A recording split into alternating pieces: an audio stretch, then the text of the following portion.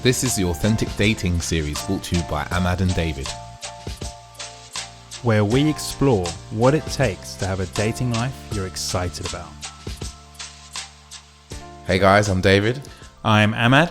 And this is the Authentic Dating series. So we are back with the second episode for this season, and very, very excited because we've got a lot to share with you. And in particular, we've been doing a lot of research into what men are looking for.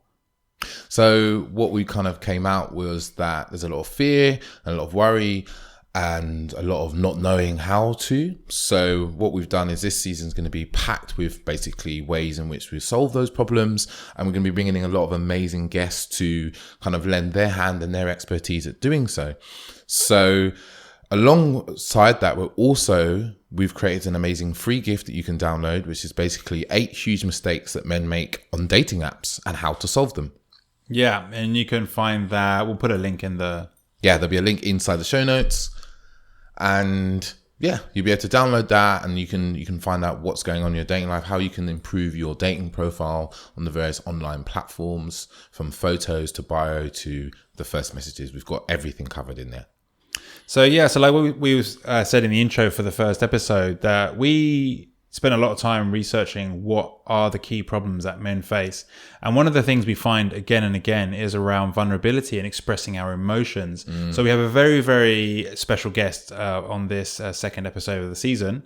So we've got Ben Bidwell, who goes by the name as a Naked Professor. So his mission really, in essence, is to help men get more in touch with their emotions and their feelings and express those and be more vulnerable to the people in their lives and also to themselves by the mechanism of getting more in touch with how you feel. Because what he's seen and what we've also seen is a lot of men have no idea most of the time what they're feeling and don't realize that actually it's our feelings and our emotions that drive our actions. So in not knowing how you're feeling, you're not actually knowing what you want or what you desire in your life. Yeah, and so we actually talk about our own journeys with vulnerability. So you get a real feel from 3 different men how vulnerability has impacted our lives. And we dig deeper into why a lack of vulnerability creates a lack of connection. And especially, I think one of the amazing things that we go over is the signs that you're not being vulnerable, because that really helps you to understand like how to create more vulnerability in your life. And finally, one of the key things we end up with is why vulnerability is a key to connection. Now, this episode is packed with great content. So what we're going to do is split it across 2 different episodes. Yeah, so we recorded at Ben's place. And we meant to not record for too long, but as you know from listening to before, we do like to talk. And when you got the 3 of us in the room, we just talked. But we felt it would be better for you guys to digest, to split that into 2 episodes. So there'll be part 1 now in this initial release, and then we'll be also releasing part 2 a little bit later on. Cool. So without further ado, we'll get straight into the episode.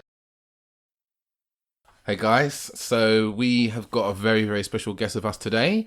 Ben Bidwell, Mr. Professor, I prefer to know him as, the Naked Professor. We're in his studio today recording.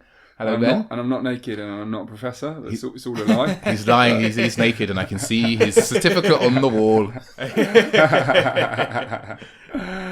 You don't want to see me naked. I think some of our listeners do. Or just look at my Instagram then. It's fine. Yeah. Oh, yes. That's true. Yeah. That's it all true. started. Yeah. Yeah. So today we're going to talk about the key to deep and meaningful connections. Like often that people come to us and they're asking like, what can I do to create a connection with women I meet or men that I meet? And we often try and tell them the answer. They want to hear what the answer is, because it's not that easy necessarily. But the answer to creating deep and meaningful connections is vulnerability. Yeah, and it's definitely something that I think for all 3 of us we're going to go into today, about like how we discovered for ourselves vulnerability. I mean, it's a word that we use to describe a way of being and a way of expressing how we think and feel around other people. And so that's basically what we're going to jump into, right? Like, yeah. And I think what's important to start with is that vulnerability is not weakness. I think the word in its kind of dictionary meaning is very much about weakness, but we're talking about kind of being vulnerable with your emotions, yourself, your actions, in a way that actually builds courage and strength in who you are. Yeah. Totally. It's a great. It's lovely. It's such a great intro, because I actually think that vulnerability could do with a rebrand. You know, the word, because if you ask the average man, if we're talking about men here, on the off, do you want to be vulnerable? Well, no, I don't. I want to be safe and secure. Like naturally, that's our programming, right? But the reality is that vulnerability brings so much that we miss out on if we don't embrace that space of openness. Yeah. You know, we're not showing all of our truth if we're not prepared to be vulnerable. Yeah. I think there's a lot of defense up around how we feel, and then there's a lot of mindset around not expressing or sharing that. And so the concept of being vulnerable seems the complete opposite of what we're suggesting here today, in terms of how it creates connection, as opposed to, I think for a lot of men, think it actually is going to isolate them or ostracize them, when in reality it actually brings anyone, and when someone's truly being vulnerable, brings two people closer, a group of people closer, us closer. Yeah. Did you guys see the Danny Cipriani video? No, I haven't watched it yet. Oh, so that is. I mean, you're not. I don't think you're going to see a more vulnerable video. It's 18 minutes of him sort of very raw, and like exposing every secret that he's had, every challenge he's had. And I've sent it to a few of my friends and sort of said, like, you know, tell me if you see strength in this guy or weakness. And it's like absolute strength. You know, his willingness to accept his truth, and the vulnerabilities that he's had in the past, and the challenges that he's had, and just to be able to own them and go, hey, this is what I've experienced. I'm okay with it. Yeah. Like, you can't define I love the quote, when you own your flaws, no one can hold them against you. Yeah. And he was just there owning his shit. I'm not perfect. I'm learning. I'm trying. I've had challenges in my past. And at the end of it, you're like, that is like unbelievable strength. Yeah. It's not weakness. It's the easy part is burying it. Just go, pretend ignoring it. Yeah. And that would have just ate him up. And it was eating him up, and it would lead him to do stupid shit that doesn't make him proud because of the shame he's carrying around it and the blocks he's got around it all. And instead, now, that video, I just see like liberation, freedom. Like, he's like, bring it on. Like, I'm myself now. I'm clear. It was I really recommend anyone watch that Danny Cipriani video. I think that definitely resonates in the sense that what I find funny actually about this whole topic in general is that we're all walking around, and we all have these thoughts and feelings, and sometimes, you know, you wake up and you feel shit, sometimes you wake up and you feel great. Yeah. And we're all doing it, but yet in society it's like shum, like, you know, the mask on. And I'm always great. Like, how are you doing? I saw a post you made about, you know, how are you? Like, how are you doing? And people are actually like, okay, like automatically. Yeah, cool. Okay, I'm fine. And then but nonetheless, we're all actually like a myriad of an ocean of different emotions just swirling around at any one time. So I think that's beautiful, because when any one of us just goes, you know what, enough now. Yeah. I'm just going to express that emotion and that ocean. Ocean of emotion. Ocean of emotion. You're a poet as well. You took the words out of my mouth. I'll be having that. Patent. Yeah. Take that one. Hashtag ocean of emotion. I love it. Event coming to you soon. A wave. But no, yeah. So, but it's true, right? And when anyone can just stand up and just say, "This is me," and everyone else is like, I feel the same too. Like, who knew? Yeah. I think that's amazing. Yeah. It's beautiful, isn't it? Yeah. And it was for me. Why it's so beautiful is for 30 years it was missing in my life. The first 30 years, I didn't have any of that. Wow. You know, I was as masked up as anyone. I wouldn't share. And yet, you know, my mum's a nurse, and she's very sensitive, very, very loving, hugely an empathetic woman, and just all these beautiful feminine traits, and that I loved in her. But for me as a man, I couldn't celebrate any of those things, because I was seeing Rambo and Terminator, and because it was out there. That was her, and it was okay for her to be vulnerable and be that way. Yeah. But as a man, you couldn't be that way. Totally, yeah. But human beings, like I love the example. I always use this, and this tends to resonate with a lot of men now. That the example of the film 300, Leonidas. Yeah. So he was like absolutely this masculine figure who'd lead his troops into war, and everyone was like alpha. You know, follow our leader. You know, he took no shit.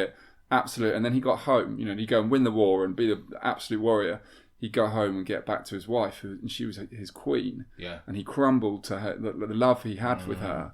And it was like, there's a man who's celebrating all aspects of his masculinity. But yet in society now, I feel like we've just gone all in on the warrior. Yeah. And we don't embrace the other aspects. And human beings, we have both sides, and we've missed that, I think, as men. Yeah. Go be the warrior, but don't forget you're also an emotional creature as well. Yeah. Do you know what I mean? Yeah. Like people, I just read The King, the Warrior, the Magician, the Lover recently, and like I really resonated with when I read it, the whole book. I was like, for me, what's obvious for me is that I actually don't have enough warrior in my life. Just for the listeners who can't see, Ben's just pulled a copy out. Show it to the camera. But I felt like I didn't have enough. I could feel like, I don't have warrior in my life. Like I have a lot of love. I have a lot of like energy for creating and being around people and sharing how I feel, which hasn't always been the case for me, but especially now in my life, I really feel that.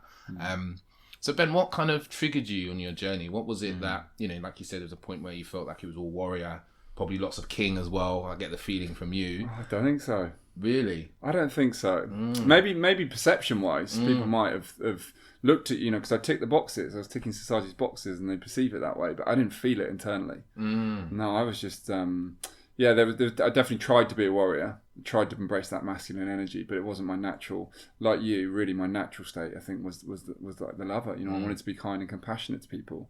That was my thing, but I just didn't see society rewarding me in behaving that way. So I masked up and I went down the route. But and I'll be honest, I would have kept going that way. I would have absolutely, I was ticking the boxes. Society was saying great. There were girls, parties, and money. All the all the same story you hear all the time.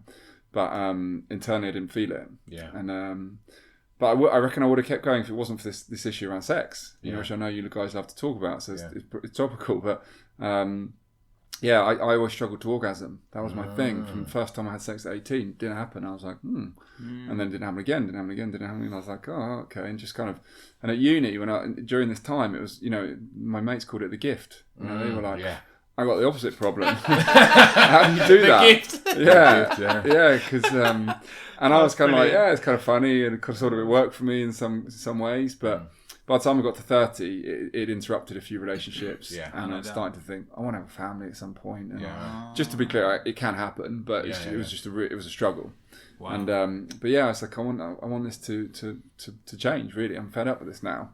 And so I actually, at the time, I lived with a professional rugby player in this flat, and he had an injury, and he started working with a hypnotherapist to help him get his mind over the injury, because that's what his club said he needed, because the scans were saying you shouldn't be injured now. You're fine. And he's like, it's hurting. I'm telling you. Okay. So anyway, this hypnotherapist was coming around to the flat, and I would just sort of almost kind of take the piss a little bit at that point. Kind of, how are you going to sort Ollie out? What kind of standard like man banter? Totally. Like, come on, surely he's just got to get over it. Come on, you're not going to help him out. And anyway, she sort of started saying little bits, and I was like, actually, that's quite interesting. I've never thought of it that way. And then little bits, and then I started to think, well, hang on a minute. If she's helping him with this stuff, have I got an injury? Is it the same kind of thing? So then I remember, it was kind of almost my first, real vulnerable moment, that I can remember. And I was sitting down with her saying, look, can I have a chat with you about actually something going on with me? We've asked you a few questions here, and told her, and she was like, yeah, of course I can help. And I genuinely thought I was going to become some kind of sex guru. I was like, she's going to teach me all these new tricks. Like, I'm going to learn, technique. Like, this is going to be amazing. I didn't realise, thought she was a hypnotherapist, not a sex expert. But of course, we didn't talk about sex once. She was just rewiring my mindset. Wow. She was just reprogramming. She was allowing me to start to feel, to embrace, like all this stuff that I had inside of me all the time that I'd repressed and buried. She was just teaching me, I need to tap back into that space. And I went from someone who had buried my emotions completely, shut them off, didn't see them as masculine, to because I wanted to experience orgasms and a healthy sex life, to going, right, I've got to do this stuff. And that's just taken me on a whole journey. 8 years on now, I'm 38. I've been through the whole thing, and fundamentally, what I've realised from that is I'm a better person for experiencing all that stuff. Yeah. More than anything to do with sex. It's like I've become better than myself and happier. Wow. And that's it's strange. So I mean, along the way, I've written all sorts of letters thanking. It's called retarded ejaculation, according to the traditional, which is an awful name. Yeah, I said what? It's called what? Retarded ejaculation. Okay. Terrible. Yeah. Anyway, dear retarded ejaculation, thank you so much for showing up in my life and showing me what was missing. And that's the name. That's the name. it's the sort of scientific, what the urologists and doctors would call it. It's how they diagnose it. Yeah. I think they need to rebrand as well. Yeah, it does. Yeah, there's a lot of rebranding. Yeah. But yeah, I'm grateful for it showing up in my life. I do believe our bodies talk to us, and my body talked to me. Wisdom, totally. It knows, and it knows that I wasn't authentically being me. I wasn't embracing my energy that was inside of me. I was putting on a mask. Yeah. Some people it shows up anxiety, depression, emptiness, whatever. So do you know where that started for you? Like why you repressed so much? Like I'm the youngest of 3 boys in my family and Right. 2 older brothers, and there was definitely kind of a sense that I wasn't as good as them. My voice didn't really matter around the dinner table. Okay. And they definitely didn't bully, but there was definitely some playful banter with older brothers, and but it upset me, and I definitely learnt early on to bury my emotions. Right. And particularly seeing that as a boy, I shouldn't cry. Sure. I shouldn't be upset by this. I should be able to be tough and take all this stuff. Yeah. So I just shut myself off early doors, and then obviously by the time I was a teenager, that's how I was, and I just thought that's who I was as a person. I didn't, and the reality is I just conditioned myself to become that way. Yeah. Wow. And it's all sort of unravelled. Now I find it so fascinating. All of this stuff. It's just hugely interesting, right? Why we behave like we do. Yeah. Yeah, And we don't even, often we're not taught to kind of think about that. No. Like, why do we do the things we do, or why do we feel the way we feel? And then when you start opening that box, like it's like Pandora's box, you know? Like for me, it happened, I think for me, it really started on my 21st birthday. A good friend of mine, and we're still friends now, so like we've been friends for like 15 plus years from uni. She gave me a book called Conversations with God. And at the time I was really struggling with like a relationship and stuff, and I hadn't read a book since I was probably 13. She gave it to me, I read it in a weekend, and I remember working and like just reading it in between, and it literally changed my life. It made me realise that I'm not this fixed entity. I can change how I am, who I am, and how I think. Wow. And that kind of set me on the journey to just kind of like, I won't say blossoming, but it's just like opening up to the world and what's there, instead of always being like, oh, this is the way my life is because, you know, this is how I was brought up, whatever, and going, oh, I can learn new ways of being, new things. And from there it kind of stumbled into like a lot of kind of personal development work, which started off really, a lot of it was around looking at my parents' relationship with me and my relationship to them, and how what they were doing impacted me. And I think it kind of came to a head, like I'd always been like learning, and then the emotional learning for me probably came during a breakup I had probably three and a half years ago. And I realized that the reason why the breakup had happened is just because I stopped communicating how I felt, because I was so worried that if I told her how I felt, she'd get upset and then I have to deal with the upset. So I was like, it's better not to talk. And what led up to that was me not being vulnerable with how I felt, or even little things used to be like, if I liked a girl, I'd always be kind of half waiting to make sure that she liked me. Or if I really liked someone and I didn't see any signs, I wouldn't go towards them. Like, these are the signs that were showing up for me. And it just came to a head in Bolivia. And like for the next 6 months after that, all I did was just connect with people constantly. Like I was just traveling and I just connected with people, you know, did some plant medicine, which really shifted a lot of what I call like almost emotional debris that was sitting on top of my emotions. And kind of just like, once I started to see the joy in actually just sharing myself with people and connecting with them without concern for whether they would reciprocate or whatever, I just saw the joy in that and just expressing myself. And I was just like, wow, this is beautiful. My life is just, it's like watching, what was the old colour televisions, the really big ones with the big backs, and they used to be kind of greyish, the colour, and now I'm living in HD. I'm living in like full HD of my emotions and my feelings, the ups and the downs, and it's been absolutely transformative for me. I totally hear you on all that. When you said you wanted to connect with people, was that, I mean, did you consciously decide to get connection you needed to share how you felt? Or was it just like, screw this, I'm just going to start being a bit more open? I think for me, when I was traveling, what happened was because I was just meeting people constantly, I was getting used to meeting someone, spending 24 hours with them and then leaving. And realizing that, oh, that's just kind of the transient nature of life. But I don't lose if I share myself openly with them in that time. And then they leave. Because it's not about, they're not leaving because of me. They're leaving because they have a path to lead. Yeah. And it's the same in relationship. Like we often like think, oh, what's wrong with me? You know, so-and-so doesn't like me. But it's like, actually, they're on their own path. Or someone said to me really well, I was at a workshop not long ago, and she said, when people say no to you, they're saying yes to themselves. Yes. Love that. That's so true. Yeah. Just thinking about my own journey, like, I feel like mine was more activated by trying to fit in, and so Dave and I know each other from all the way back in high school, like really, really quite young. And when I think back now, like what was going on for me was more, I think it was more of a case of my like not having confidence in my own self-expression, and being overly concerned about what someone else is going to say. And I know for me that came from my upbringing and at home. It's like there were rules, there was a religion in play, and it's like you got to do things this way. And so my own natural divergent energy, which always wants to like color outside the box, is like was essentially, I felt like it was wrong and it's not the way to be, and that always put me on the back foot. And even till this day, often when I meet someone new, I'm aware that I can often kind of like hang back while I'm assessing how safe it is to express myself to what level. And I'm more aware of it now, but it's like, so what occurred over time is, and so I me and Dave really connected, even though we knew each other from high school, we really connected some years later, like during the university years. He was at one university, I was at another, but we both got into this whole pickup world, like, and for me, it was about like, I wanted to improve my confidence. And I remember saying to someone that I don't want to learn all of these lines and stuff. I just want to develop my natural self. And back then there wasn't a model for that. There wasn't an ABC sort of strategy for doing it. But eventually, from just going out and trying and doing things, what we realized and what I learned was actually the easiest way. Actually, yeah, I'm lazy by nature, so I'm always looking for the easiest way to achieve something.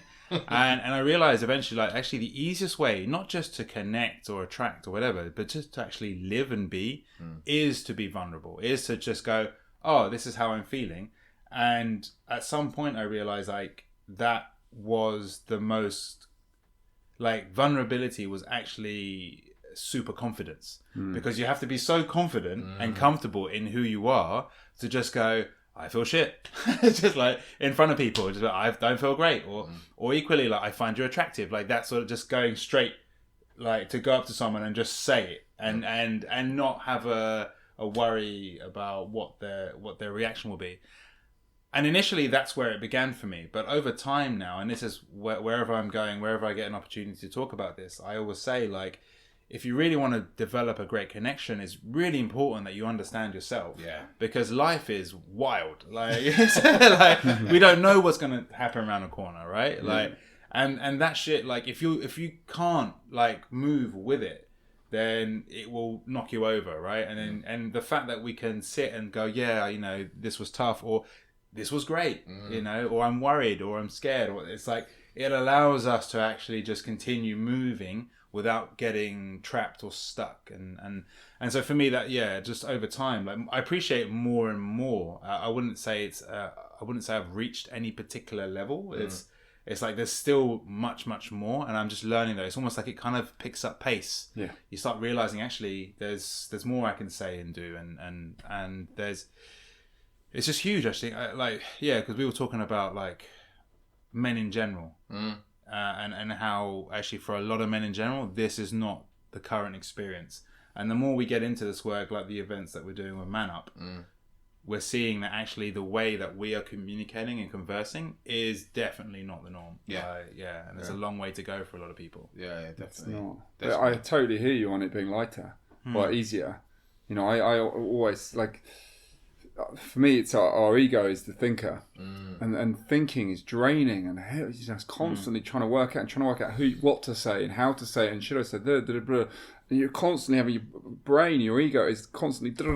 It's like, whereas conversing on how you both just described is that flow state for me. You're not thinking. You don't have to think about what you're saying. It's just coming from within, and it just comes out. Yeah. Like this conversation now. It's authentic. It's real, and it's much lighter and easier but it requires vulnerability, but that requires confidence within yourself, I think, to start with, because you can just say, hey, do you know what? This is me. I'm just going to share authentically.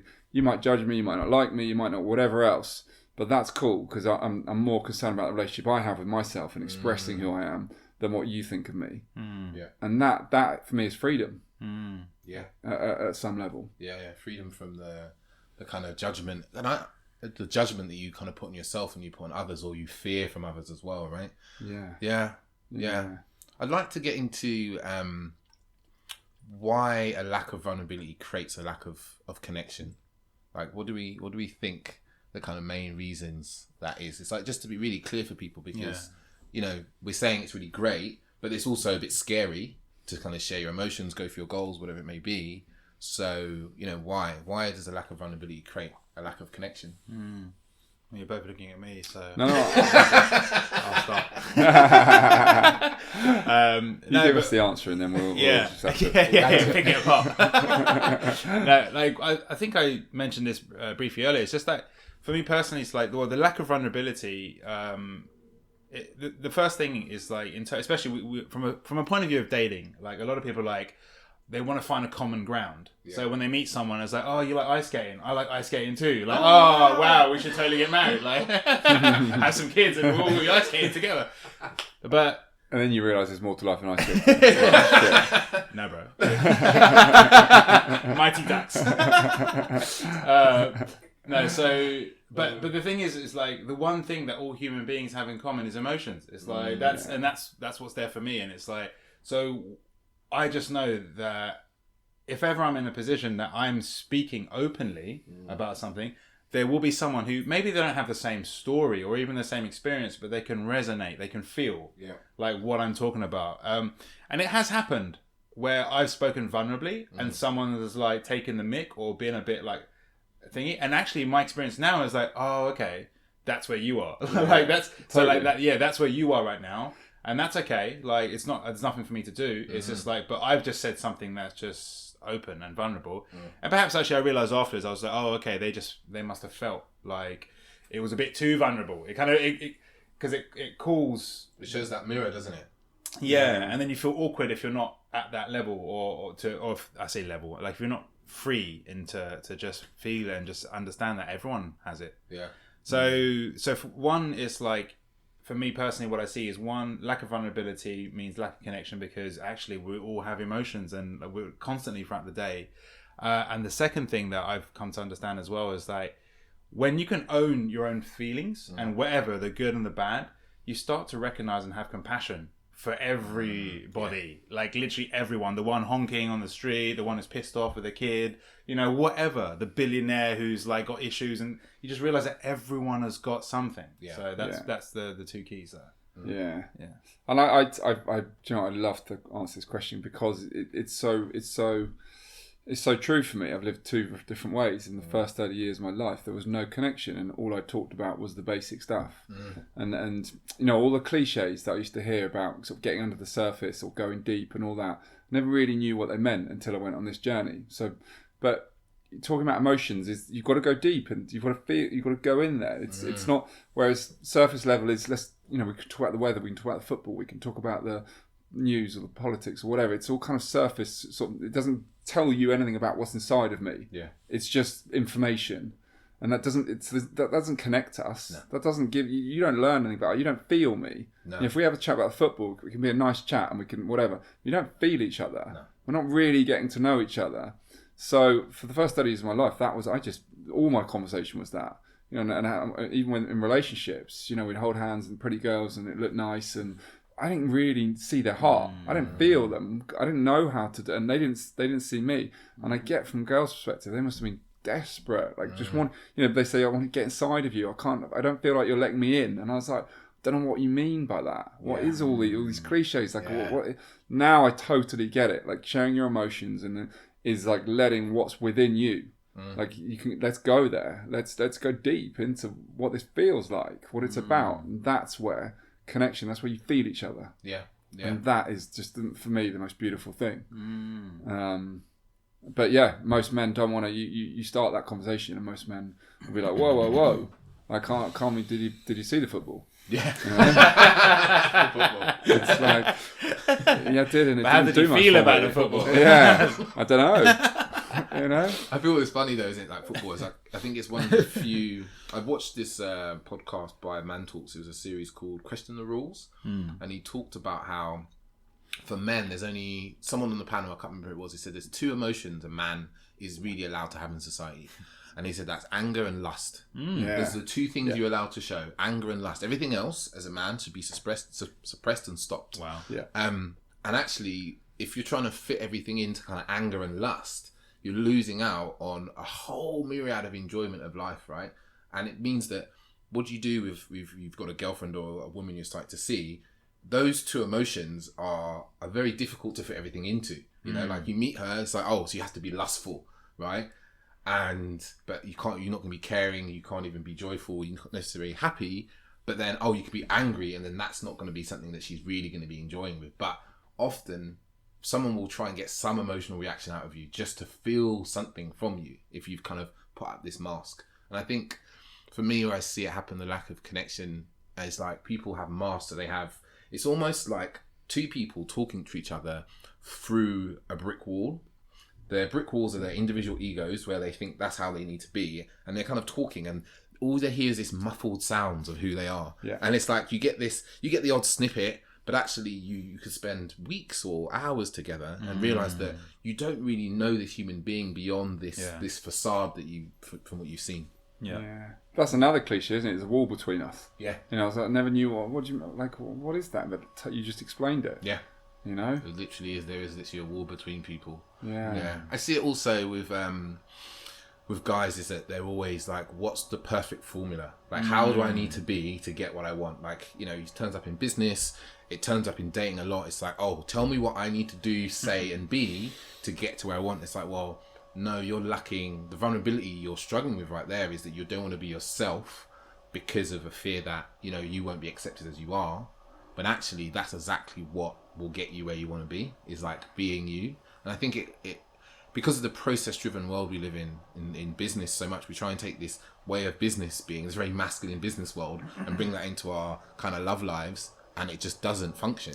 Yeah, I've been hearing a lot about like chaos and order. There's like another way of looking at the same thing.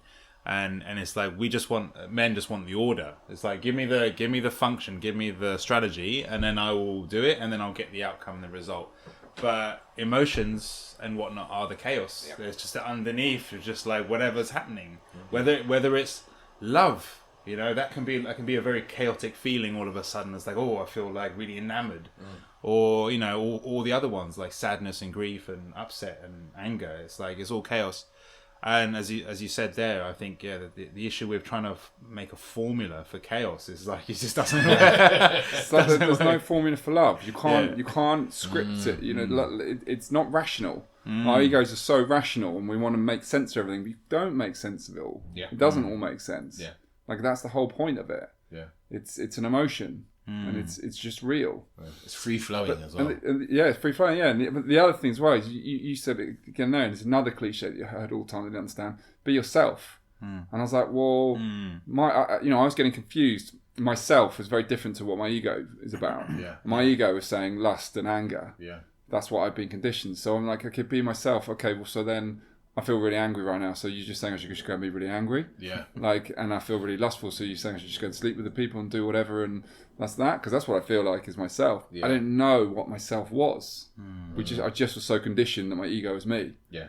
And then I've learned myself is absolutely like no part, well, not no part, but it's not my ego. Yeah. It's what's inside of me.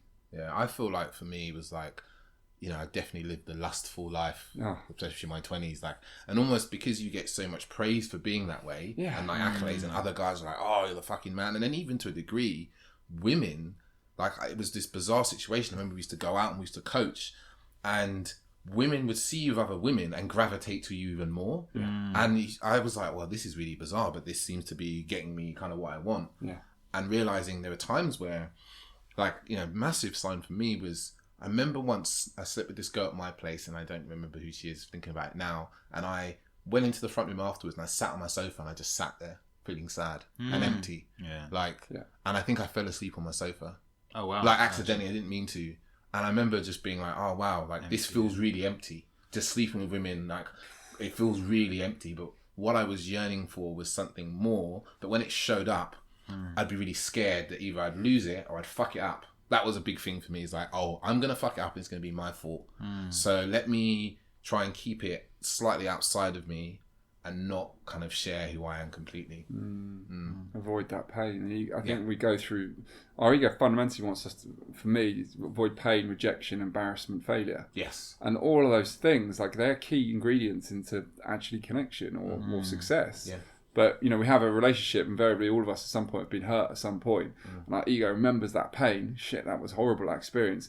Then we meet someone we like and our ego's going, well, hang on a minute, if you go there, she might do exactly the same as what that last one did. Yeah. I don't want you to go through that experience, just stay away from that and then you'll be fine, we'll be safe. Yeah. It's like, you've got to overcome that ego to then actually know, but what could it be? It could be the love of my life, this most beautiful experience. I'm going to try this. I'm going to let her see me. I'm going to go there. Yeah. But yeah, this bloody egos are powerful. Well, just, I mean, on that point, and to go, because I was just thinking of something you were saying earlier about the classic, just be yourself. Yeah. Which, you know, from high school, you know, the number one piece of dating advice from when you first get into the game of dating is like, just be yourself. Yeah. And of course, yeah, in the moment when we're young, we're like, just be yourself. Right? But I'm a dickhead.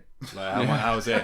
Or I'm nervous, or I'm shy, or I'm, you know, like, how do I just, you know, I'm awkward. Yeah. How is that going to get me any success with dating? And actually, again, I think another rebrand. It shouldn't be yourself. It should be like discover yourself. Yeah. Like spend the time to go in. Yeah. And because that's in essence, that's what we've all done here. We didn't make that as a conscious decision. Right. Okay. I'm going to set forth now and go in. But over our lives, we've just spent time doing various work that has led us in a path to understanding our emotions and ourselves. So then when it comes up, it's like, whether it's your ego or whatever you want to call it, your way you feel, you have a better understanding of where that came from. Like I can relate to my partner. I can tell her like why I feel a certain way. I can express why I'm experiencing something and that why it's my experience and not hers. Yeah. And so I can really get, and I understand that at this point for me, what seems a little bit basic is actually something that a lot of people have no fucking idea. It's like, why are you triggered right now? Why are you angry? I was talking to a guy recently. He said like, how do you deal with like the differences in a relationship? I keep telling people the same thing. Understand yourself better. Like learn who you are, and then you'll understand why they feel a certain way. Yeah. Because if you act a certain way and they get upset, well, it's probably because you're being a dickhead. But until you realize like what your feelings are around things, and allow yourself to it's like, you know, be yourself. It's like one of the silliest things ever, because it's like you become something as opposed to in the moment you're being, but then you're being eventually. You weren't this way, you know, back in high school. No. You know, and nor was I. And it's like, it's just the way of things. So be yourself, but learn who yourself is. Like, who is that? What do you observe yourself? What do you like? What do you enjoy? What scares you? What makes you want to cry? What do you love? What do you worry about? Like, you know, like those sort of things. And then from there, you can start to understand like where the ego is taking you, or what it's trying to tell you to do, and where it's protecting you. And I think the final thing on that is like, once you get to that level, it's also understanding that there are certain decisions we made as children that as grown adults we can let go. You know, that you're safe now. You control your environment. I control my environment. No one's going to come and take your toy. They might do. They might do. My wife might take my toys. She does. She does. But even if they do, it's not the same as we're not. You know, we're going to be okay if they take our toy. We're living in a. You know, we were talking earlier about how we live in such like luxury nowadays, and compared to what it used to be. Yeah. Well, we live in such safety nowadays. Yeah. And compared to it, there's no tiger coming out of the bush. No one's going to club you over the head. Mostly. But but we still operate with largely this unchecked ego that's just telling us to be scared and fearful. So I think that moment we learn what our true self is compared to what our conditioned self is, or our learned patterns compared to what our true patterns are, that's when we can start being ourselves. Until you can differentiate between the two, you're always wondering what's me and what's my ego. The difference between the two, they're almost polar opposites. Yeah. Like, you know, while our ego craves safety, just stay safe. Inside, there's something that seeks adventure, and our ego craves lust and quick wins, and our heart, soul, our energy, or our instinct, whatever you want to call it. You know, that craves real depth of connection. And yeah, it's interesting because even when you say that, when the ego craves safety, but after time you recognize that this being safe actually creates more problems later on. Totally, it's not safe at all, but it's perception of safety. It's instant. Totally. Yeah, instant safety. Yeah, it's instant safety. It's like, okay, let's take this as a really kind of grounded example. I'm on a date with this girl, and she's asked me how my day is, and my day's been terrible actually, and I'm not feeling great about my day. But I'm not going to tell her because that means our date might go badly. Yeah. So, or she'll think you're a lesser man or something. Yeah. But actually, in that moment, you'll go, "Oh yeah, my day was good," and then you talk about something else, and then you think, "Oh cool, I've got past that." But actually, you've done is kind of push down that emotion again. So really, she doesn't know who you are. So 5 dates in, and you go to her, "Oh, actually, you know, you say about your work and how you haven't really been enjoying it." She'll go to you, "What do you mean? I thought you said work was great." And then suddenly there's this like incongruency because you've suddenly told her the truth at this point, and it doesn't mean that there's nothing wrong with telling her the truth. But if you'd started off that way, she would be feeling you a lot more. And it's not the concern. I know the concern comes up is like, oh, if I share how I feel and it's negative, they're going to think I'm a negative person. But it's not necessarily the case because you're just sharing this emotion. It doesn't necessarily mean that you are that emotion. Like just because I say I had a shit day, it doesn't mean I believe all my days will be shit. Just that day was shit, and I believe that tomorrow is a new day.